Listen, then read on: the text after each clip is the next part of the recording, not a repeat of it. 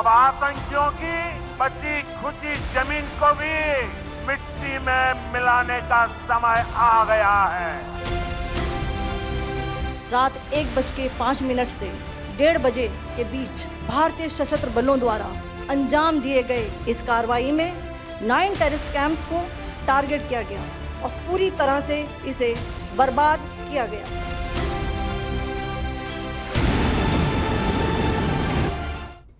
नमस्कार, सूर्य समाचार देख रहे हैं आप। मैं आपके साथ आयुष्पाल। बुलेटिन की शुरुआत करते हैं ऑपरेशन सिंदूर से। ऑपरेशन सिंदूर पाकिस्तान के आतंकी ठिकाने चकनाचूर। जी हां, भारत का जोश एक बार फिर हाई है। पहलगाम हमले का बदला भारत ने ले लिया है और जैसे ही प्रधानमंत्री नरेंद्र मोदी ने बिहार की धरती से कहा था कि ठीक वैसा ही सेना ने एक्शन भी लिया है। आतंक ने 9 ठिकानों को 25 मिनट में ध्वस्त कर दिया गया है, तबाह कर दिया गया है। 100 से ज्यादा आतंकी इस हमले में जहन्नुम पहुंचा दिए गए हैं। उरी पुलवामा की तरह पहलगाम का भी भारत ने हिसाब कर दिया है। सर्जिकल स्ट्राइक, एयर स्ट्राइक और अब मिसाइल स्ट्राइक। पाकिस्तान अब चैन से सो नहीं पाएगा। आतंकी हमले के बाद भारत के एक्शन पर पहले आपको यह रिपोर्ट दिखाते हैं। इस रिपोर्ट के बाद जुड़ेंगे हमारे साथ रक्षा क्षेत्र के तमाम विशेषज्ञ जुड़ने वाले हैं। पहले ये रिपोर्ट देखते हैं।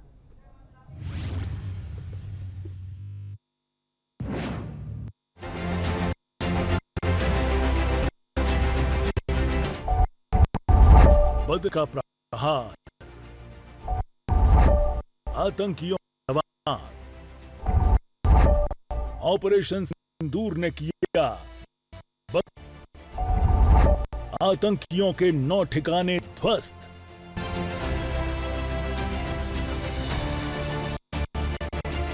आज भारतवासियों की जुबान पर एक ही शब्द है, वो है सिंदूर। जी हां, देश के लोग खुश हैं, जश्न मना रहे हैं, क्योंकि आतंकिस्तान करारा जवाब जो दे दिया है। भारत ने मुंबई का, उरी का, पुलवामा का, पहलगाम का, ऑपरेशन सिंदूर से सबका बदला ले लिया है। आतंकियों के 9 ठिकाने ध्वस्त किए गए हैं। भारत ने हर हमले का मुंहतोड़ जवाब दिया है, लेकिन इस बार भारतवासियों के कलेजे को काफी ठंडक पड़ी है। हालांकि समय समय पर भारत ने आतंकियों को मुंहतोड़ जवाब दिया है। बदले की पूरी कहानी आपको हम बताते हैं। 22 अप्रैल 2025 को पहलगाम हमले में मारे गए निर्दोषों का 15 दिन बाद भारत ने एयर स्ट्राइक से बदला ले लिया है। ऑपरेशन सिंदूर ने आतंकियों के 9 ठिकानों को ध्वस्त किया है। 90 आतंकियों के मारे जाने की खबर है, जिसने पाकिस्तान को हिलाकर रख दिया है। मासूम लोगों का आखिरकार बदला भारत ने ले ही लिया है। इससे पहले देखिए, पुलवामा में देश के हौसले को तोड़ने की साजिश रची गई। 14 फरवरी 2019 में सीआरपीएफ के काफिले पर हमला हुआ और हमने अपने 40 जांबाज सूरमाओं को खो दिया। लेकिन 12 दिन बाद भारत ने एयर स्ट्राइक से इसका करारा जवाब दिया। वायुसेना ने पाकिस्तान के भीतर बालाकोट में आतंकियों के ठिकानों पर सर्जिकल स्ट्राइक की और उन्हें ध्वस्त कर दिया। इस हमले से जैश का कैडर काफी हद तक तबाह हो गया और 300 के करीब आतंकी मारे गए थे। इससे पहले 18 सितंबर 2016 का वो काला दिन, जब जम्मू कश्मीर के उरी में आतंकियों ने पाकिस्तान की मदद से धोखेबाजी करके हमारे 18 जवानों को हमेशा के लिए छीन लिया था। लेकिन 11 दिन बाद भारत के वीर शौर्य जवानों ने इसका बदला लिया। एलओसी पार करके सेना ने उनके अपने घर में घुसकर 40 आतंकियों को ढेर किया था। आतंक और आतंक के आकाओं का नामो निशान मिटाना ही मकसद है।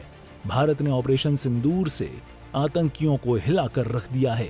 निश्चित तौर पर भारत इन आतंकियों को जड़ से खत्म करने की ताकत रखता है और यही लक्ष्य भी है। समय समय पर भारत ने बदला लिया है, लेकिन अब दुश्मन की आंख फोड़ने का वक्त आ गया है, ताकि वो आंख उठाकर देख ही ना पाए। ब्यूरो रिपोर्ट, सूर्या समाचार।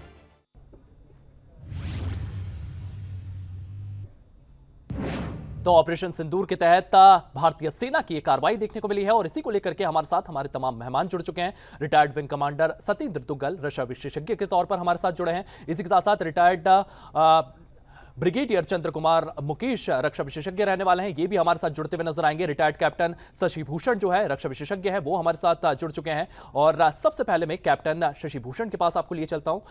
शशि भूषण जी, लगातार मैं आपसे इसको लेकर के चर्चाएं कर रहा था। भारतीय सेना ने अपने शौर्य का परिचय दे दिया है, आतंकी कैंपों को यहां पर ध्वस्त किया गया है, लेकिन उन आतंक के आकाओं के खिलाफ कार्रवाई कब देखने को मिलेगी?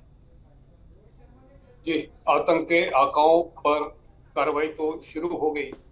आज आंखों में आंसू लिए हुए एक आतंकवादी ने, मैं उसका नाम लेके उसको और फेमस नहीं करना चाहता, लेकिन आंखों में आंसू भर के उसने कहा कि काश मैं भी अपने परिवार के साथ मारा जाता।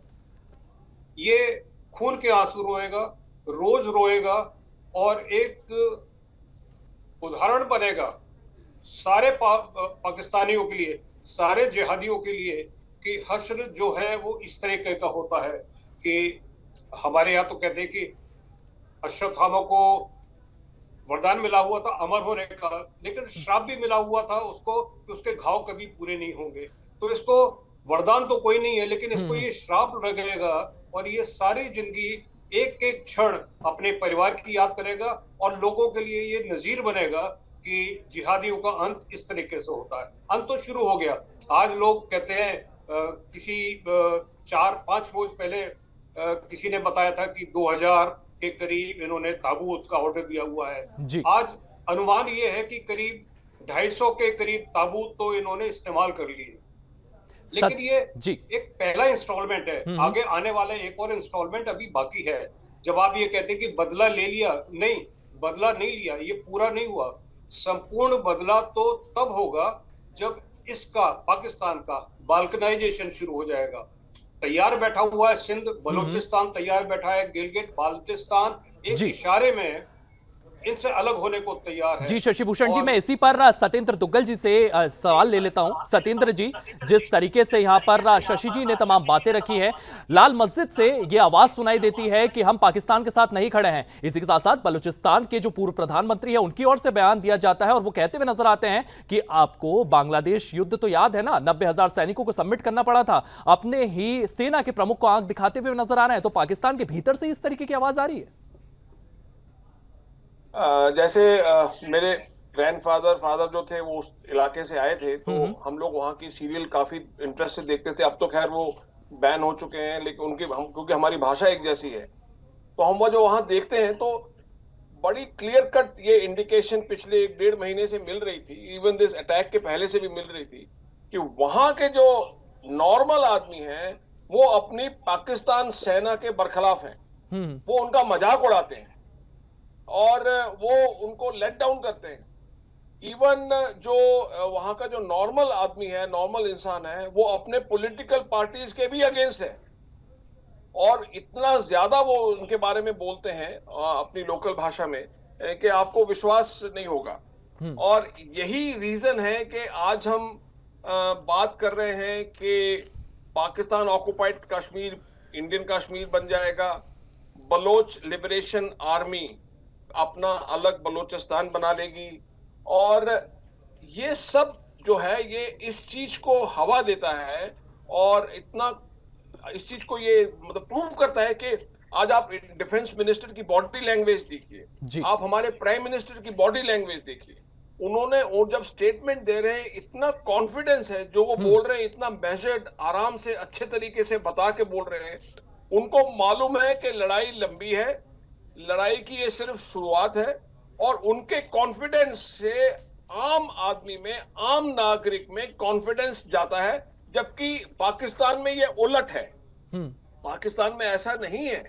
पाकिस्तान के नॉर्मल आदमी को मन में से मालूम है कि पाकिस्तान आर्मी अपना वर्चस्व बनाए रखने के लिए कश्मीर मुद्दे को हमेशा उसको जीवित रखना चाहता है, क्योंकि उसी के कारण उनका वर्चस्व बना रहेगा और वर्चस्व बढ़ेगा। ये हिस्टोरिकली भी प्रूव हो चुका है कि जो भी आर्मी चीफ आता है वो पहले पाकिस्तान ऑक्युपाइड कश्मीर या इंडियन कश्मीर की बात करना शुरू कर देता है जी। तो ये बात तो बहुत सही है कि वहां पर कॉन्फिडेंस की कमी है जी, वहां के क्रेडिबिलिटी साख वहां की आर्मी की कम है। ठीक है, वो एक देश है, इंडिपेंडेंट देश है, और वो युद्ध लड़ेगा और अपनी पूरी कैपेबिलिटी से युद्ध लड़ेगा वो। लेकिन जो हमारी प्रिपेयर्डनेस, हमारी भारत की जो प्रिपेयर्डनेस है, भारत की जो कॉन्फिडेंस लेवल है, भारत का जो ऑब्जेक्टिव है, medium term objective and long term objective जो है, उनका ऐसा नहीं है। उनका ऑब्जेक्टिव सिर्फ रिटेलिएट करना है, जी कन्फ्रंटेशन सत्येंद्र करना जी, है। लगातार कॉन्फिडेंस जो है वो यहां पर देखने को मिला है। इसी के साथ साथ शशि भूषण जी यहां पर एक चीज का जिक्र किया है कि इस बार भारतीय सेना जो थी वो काफी कॉन्फिडेंट नजर आई है। यहां पर अगर हम बात करें तो पहले हमने सर्जिकल स्ट्राइक की है लेकिन वो पीओके के क्षेत्र में की है। इस बार पाकिस्तानी पंजाब में भी जो आतंकी ठिकाने थे वहां पर जिस तरीके से सुरक्षित पनाहगाह इन आतंकियों के लिए बनाई गई थी वहां पर भी भारतीय सेना ने मुंहतोड़ जवाब दिया है। आयुष जी, आप ही के चैनल पे 5 रोज पहले मेरे से सवाल किया गया था कि भारत के पास क्या ऑप्शंस हैं। बहुत सारे स्पेशलिस्ट और डिफेंस एक्सपर्ट कहते हैं आए हैं कि बहुत सारे ऑप्शंस हैं, लेकिन हमेशा एक ऑप्शन को उन्होंने इंगित नहीं किया। लेकिन आपके चैनल पर 5 रोज पहले ही मैंने कहा था कि जो बेस्ट ऑप्शन होगा वो प्रिसीजन स्ट्राइक होगा जी। और आज भारत सरकार की विज्ञप्ति में इसी शब्द का इस्तेमाल किया गया है कि भारत ने प्रिसीजन स्ट्राइक करते हुए एक ऑपरेशन को अंजाम दिया। भारत की सेना क्यों कॉन्फिडेंट है और पाकिस्तान की सेना के मुकाबले में क्यों बेहतर है? इनफैक्ट मैं एक गर्वित पूर्व सैनिक के नाते कह सकता हूं कि विश्व की सर्वोत्तम सेनाओं में से एक भारत को माना जाता है। सैन्य शक्ति की वजह से ही नहीं, मानव शक्ति की वजह से। हमारे जो जवान हैं, हमारे जो जेसीओ है, हमारे जो ऑफिसर हैं, वर्ल्ड के best trained, motivated and disciplined soldiers है, प्रोफेशनल सोल्जर्स है। मुनीर ने जो कहा, वो रामधारी सिंह दिनकर ने कहा कि जब नाज मनुष्य का आता है, जब नाश मनुष्य का आता है, सबसे पहले विवेक बढ़ जाता है। विवेक उसका उस वक्त मर गया जब उसने टू नेशन की थ्योरी का बिना बात, बिना उकसावे के, बिना बैकग्राउंड के हवाला देके एक जिहादी माइंडसेट को कैटलाइज करने के लिए, उनको प्रोवोक करने के लिए एक अवसर का तलाश किया।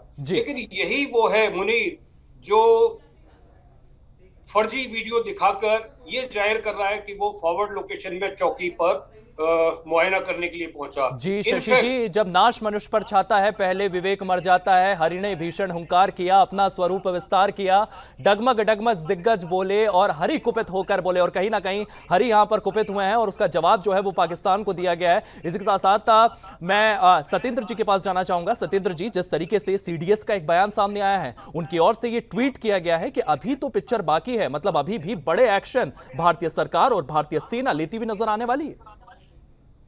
ये तो बिल्कुल ऑब्वियस है जी। ये जो अटैक हुआ 22-23 तारीख को और आज हम बैठे हुए 7-8 तारीख को, ये जो इन दिनों में जो हो रहा था, काम हो रहा था, ये बहुत गहन प्लानिंग हो रही थी।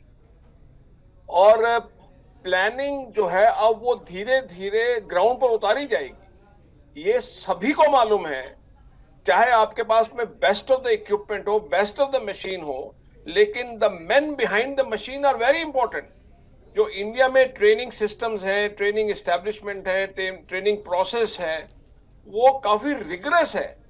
बाहर की कंट्रीज के लोग भी यहाँ ट्रेनिंग लेने आते हैं और यहाँ के लोग भी बाहर ट्रेनिंग देने जाते हैं। मैं तो इसको छोटा सा मजाक के तौर पे भी आपको मैं बता दूं कि जितने भी पाकिस्तान, जब हिंदुस्तान पाकिस्तान का डिवीजन हुआ, तो जितने भी जो ऑफिसर्स ट्रेनिंग इंस्टीट्यूट थे या जहां जवान ट्रेनिंग लिया करते थे, वो तो हिंदुस्तान में ही थे। तो एक्चुअली देखा जाए तो इन्हें funny language I can say कि हम तो उनके बाप हैं, हम तो उनके इंस्ट्रक्टर हैं उनको सिखाने के लिए। तो हमारी जो मैन पावर है वो तो बहुत ज्यादा अच्छे से ट्रेंड है। जो मशीन का जो इस्तेमाल है वो अल्टीमेटली तो मैन को ही करना है जी। तो ये एक बहुत बड़ा डिफरेंस है हिंदुस्तान और पाकिस्तान की सेना में। सत्येंद्र जी, क्योंकि आपने मशीन और इक्विपमेंट्स का जिक्र किया है, मैं शशि जी के पास जाना चाहूंगा। शशि जी, यहां पर यह बात कही जा रही थी कि हमारे पास चाइनीज डिफेंस सिस्टम है, J-17 है। यहां पर जिस तरीके से एयर स्ट्राइक किया गया है, साफ तौर पर चाइनीज के जो एयर डिफेंस सिस्टम थे वो कहीं ना कहीं फेल होते हुए नजर आए हैं। इसी के साथ साथ ये भी खबरें सामने आ रही है कि J-17 विमान जो है वो भी नहीं रोक पाया इस अटैक को। इनका ब्लफ तो अब नहीं, बहुत पहले एक्सपोज कर दिया था। ब्रह्मोस मिसाइल जो तथाकथित रूप से गलती से चल गई, उस वक्त भी मैंने कहा था कि ये बड़ी प्लान्ड मैनेज मिस्टेक है। और तभी इनका एयर डिफेंस सिस्टम एक्सपोज हो गया था, इनके अर्ली वार्निंग सिस्टम एक्सपोज हो गए थे कि ब्रह्मोस मिसाइल गई, एक्सप्लोड हो गई और ये कुछ नहीं कर पाए। न तो उस वक्त जब ये इन फ्लाइट थी, क्योंकि कैपेबिलिटी तो ये क्लेम करते थे कि इन फ्लाइट कोई भी मिसाइल को ये इंटरसेप्ट कर लेंगे और अपनी सीमा में आने से पहले ही ये उसको ध्वस्त कर देंगे, तो तब नहीं हुआ और आज भी नहीं हुआ। आज भी जो फुटप्रिंट्स हैं वो ब्रह्मोस मिसाइल के हैं। तो इनका ब्लफ तो कॉल होना था और भारत ने रिपीटेडली कर दिया। और जो चाइनीज है कहते हैं कि चला तो अर्श तक नहीं तो फर्श तक, तो ये चाइनीज डिस्काउंटेड माल जो है ऐसे ही है, ये तो डिस्कार्डेड इन्वेंट्री थी जो पाकिस्तान में। जी सत्येंद्र जी, जिस तरीके से यहाँ पर चाइनीज माल की बात हो रही है और लगातार वहां पर उनके जो तमाम इक्विपमेंट्स हैं वो फेल होते हुए नजर आए हैं, लेकिन अगर बात की जाए तो एक सेना का नेतृत्व राजा करता है और राजा जब तक मजबूत नहीं होगा, जब तक सेना मजबूत नहीं होगी। जिस तरीके से प्रधानमंत्री मोदी ने एक पॉलिटिकल विल यहां पर दिखाई है, सेना को खुली छूट दे दी है कि आप अपना फैसला खुद करेंगे, आप खुद डिसाइड करेंगे कि किन ठिकानों को आपको निशाना बनाना है। कहीं ना कहीं सेना में जिस तरीके से वो कॉन्फिडेंस दिखाया गया, उसका ही रिजल्ट हमें आज देखने को मिला। आपको ये बात ध्यान में रखनी पड़ेगी कि जो इंडियन फोर्सेस हैं वो नॉन पॉलिटिसाइज्ड फोर्सेस हैं, तभी इन्हें कहा जाता है कि ये पॉलिटिक्स के ऊपर हैं। उसी का ये एडवांटेज है कि इंडियन आर्म फोर्सेस जो है वो अपने काम पर फोकस करती हैं, पॉलिटिक्स पर फोकस नहीं करती। इसी तरीके से जो इंडियन पॉलिटिकल सिस्टम है वो अपने काम पर फोकस करता है, वो आर्मी के, एयरफोर्स के, नेवी के काम में इंटरफियर नहीं करता। जबकि जो पाकिस्तान का सिस्टम है वो अलहदा है। वो अलहदा कैसे है? पाकिस्तान का जो डिफेंस एस्टेब्लिशमेंट है वो हमेशा पॉलिटिकल सिस्टम में इंटरफियर करता है, वो उस पर सुपरमेसी जमाना चाहता है। और जो पॉलिटिकल सिस्टम है वो हमेशा उनकी तरफ देखता है, आर्मी की तरफ देखता है कि भाई ये हमसे कोई गलती ना हो जाए या ये तो खुश है कि नहीं है। तो इसलिए जो फोकस है दोनों कंट्रीज के आर्मी डिफेंस सर्विसेज का और पॉलिटिशियंस का, और पाकिस्तान के आर्मी का, डिफेंस सर्विसेज का और पॉलिटिशियंस का, बहुत डिफरेंट है ये। इसीलिए हम अपनी ताकत को प्रॉपरली चैनलाइज करके सही तरीके से एग्जीक्यूट कर सकते हैं। वहां पर एग्जीक्यूशन में भी बहुत दिक्कत है जी, क्योंकि everybody is looking over the shoulder of each other कि भाई उसको पसंद आया कि नहीं आया, उसको और हर बंदा वहां पर अपना पर्सनल एडवांटेज या गेन या अपने साइड के लोगों का एडवांटेज या गेन बनाने के लिए आमादा रहता है। यहाँ ऐसा नहीं है। यहाँ तो आज मैं कहता हूं कि 4 महीने बाद अगर कोई जनरल साहब रिटायर हो रहे हो तो रिटायर हो जाएंगे। वहां ऐसा नहीं है, वहां अपनी एक्सटेंशन के लिए वो जोड़ तोड़ करते रहते हैं। तो ये बहुत बड़ा डिफरेंस है दोनों डिफेंस सर्विसेज में और पॉलिटिकल सिस्टम में। जी, आप दोनों ने अपनी बातें रखी, आप दोनों हमारे साथ जुड़े, विस्तार से आपने बताया कि किस तरीके से इस हमले को इंप्लीमेंट किया गया है और इसके क्या फायदे भारत को आने वाले समय में मिलेंगे। तो विंग कमांडर सत्येंद्र दुग्गल जी, आपका बहुत बहुत धन्यवाद और कैप्टन शशि भूषण को भी बहुत बहुत धन्यवाद।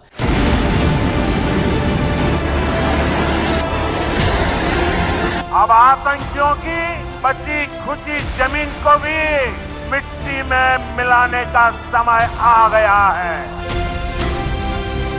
रात 1:05 से 1:30 बजे के बीच भारतीय सशस्त्र बलों द्वारा अंजाम दिए गए इस कार्रवाई में 9 टेररिस्ट कैंप्स को टारगेट किया गया और पूरी तरह से इसे बर्बाद किया गया।